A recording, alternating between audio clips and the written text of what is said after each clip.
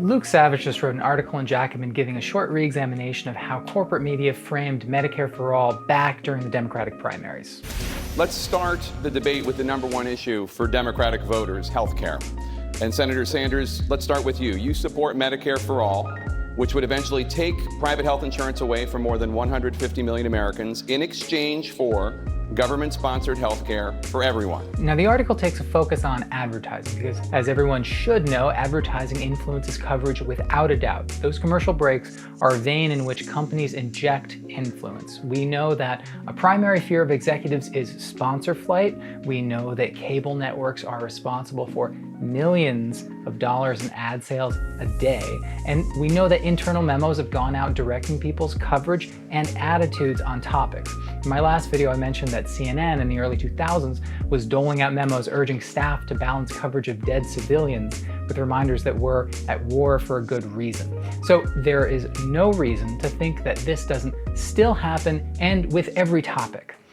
We can't know, obviously, how Tapper genuinely feels about the issue or even what role he played in writing the question.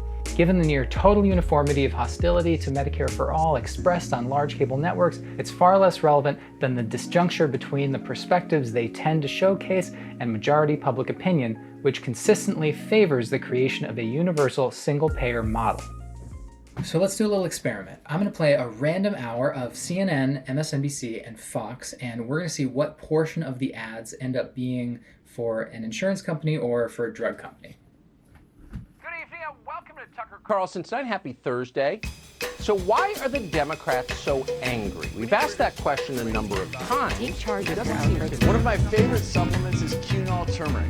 Turmeric helps with healthy joints. Okay, the doctor, I'm pretty sure, is just wearing a blue V-neck shirt and not scrubs, but moving on to CNN. Chris? All right, thanks, Anderson. I am Chris Cuomo, and welcome to this special live late-night edition of Prime Time. Midnight in the East. Trump. Watching cable news just to watch the commercials really makes you feel insane. Well, good evening once again. Day 23 of the Biden administration.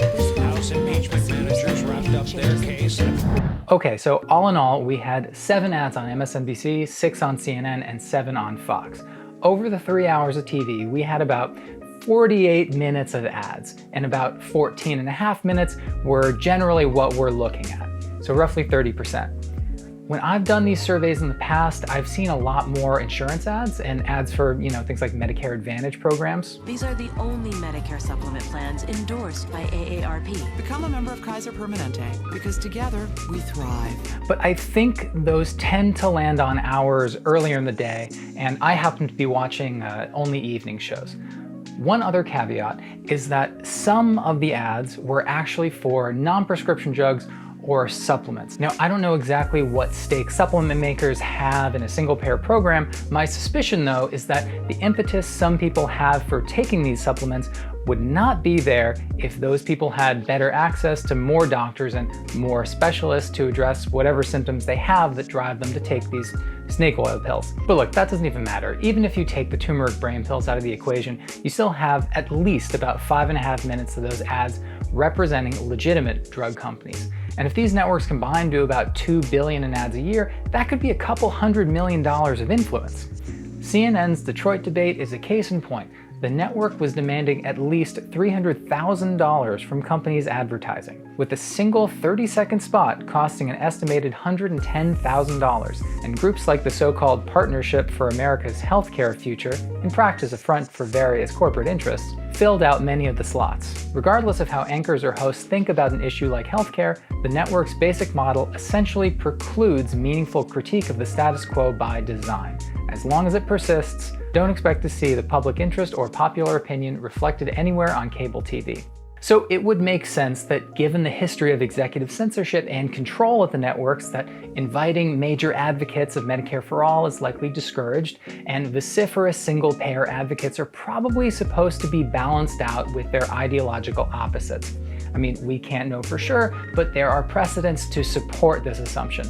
Though I'd imagine this would have been more of a concern during the primary, because at this point Medicare for All is not on the table in the same way, and the Mayor Petes of the world spent so much time stripping its original definition and redefining it to be nebulous or up for interpretation, to the point that Medicare for All now means different things to different people. I don't think that you have to be very liberal to support Medicare for all. As long as you don't want to abolish private insurance and you're willing to do some sort of expanding Medicare without abolishing private insurance, I don't consider that a super liberal position. But here's the thing, it is a grift because pundits and politicians know what Medicare for all is supposed to be. I don't consider that a super liberal position. Now, I know it's super liberal to you, but I don't think it's real Medicare for all does get rid of private health insurance. But otherwise, you're just talking about the public option, basically. There's probably a memo from an insurance lobbyist or an executive somewhere sitting on a hard drive or an inbox saying something like, we have to redefine Medicare for all to be infinitely elastic in its definition. Hopefully it gets leaked one day,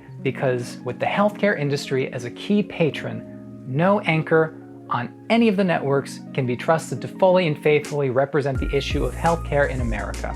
Not on TV, not on their shows, maybe somewhere else, but not on any show being bankrolled by insurance or drugs. But that's it for me. Subscribe if you found this helpful, and I will see you in the next one.